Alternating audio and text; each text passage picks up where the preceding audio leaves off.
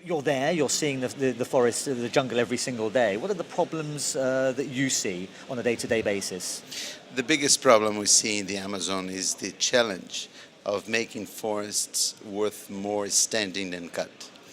Because people don't deforest because they're stupid or ignorant or irrational.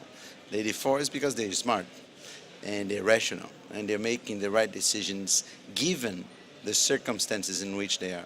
So what we need to do is to change those circumstances so that forests become more interesting to them as a standing tree rather than cut for pastures or for agriculture.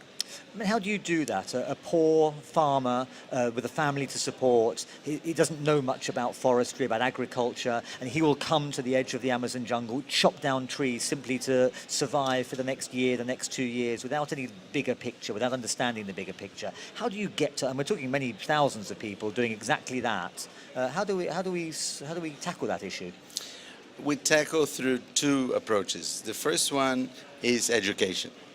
It may be surprising to many, but schools don't teach how to use forests wisely, how to manage forests.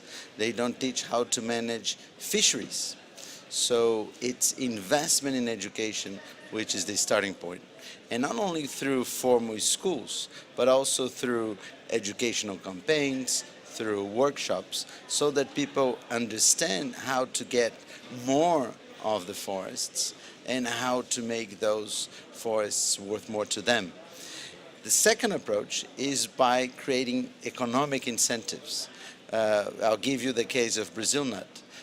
In one of those areas where we work currently in 15 areas in the Amazon, and in one of those areas, the can of Brazil nut, and that's how they measure Brazil nut, is a can, about 20 kilos.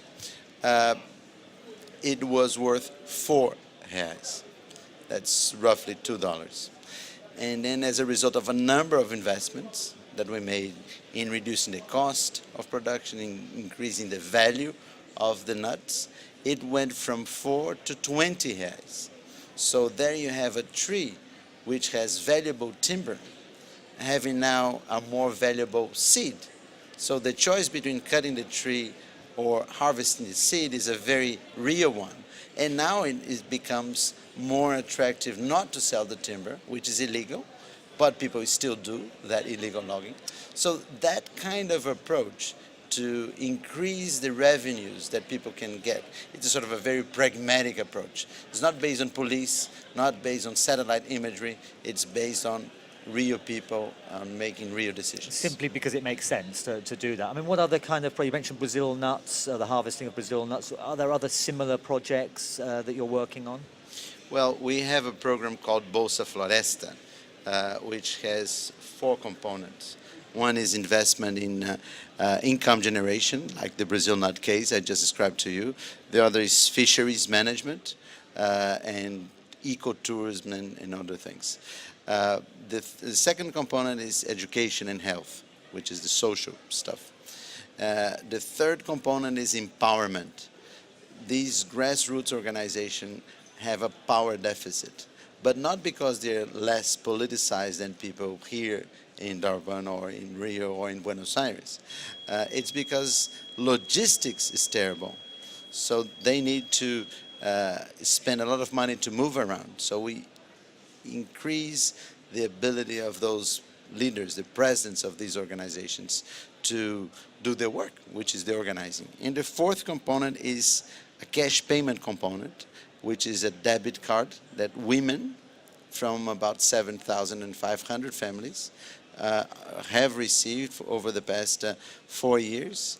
And this is linked to a commitment of zero deforestation. So these sort of holistic approach encompassing these 4 components is what we envision as the solution to the challenge of global deforestation. So the forest can be used and should be used, but there are ways of doing it without causing it damage. There are sustainable ways of living in the forest, working and making money from the forest without long-term damage. Yes, you can even harvest timber if you do that in a wise way, because we all use timber for our furniture and for roofs and stuff. You can also do that, but you have to harvest forest products in a way that forests can replace what you've taken. That's the very simple definition of sustainable forest management. You have to harvest in a way that you allow the forest to replenish what you have taken away. And is this an attitude, is this a philosophy shared by the Brazilian government and the regional governments in Brazil? Do they support your projects? Yes, very much so. Brazil is a country which has a number of very innovative initiatives, and this particular one is strongly supported by the state of Amazonas government. Actually, it's a policy that was developed by the state, and our foundation is the implementing agency of this. It's also being funded mostly by Brazilian companies, so it's a private sector in Brazil funding this. So it's a sort of an all Brazilian invention to tackle the problem of deforestation.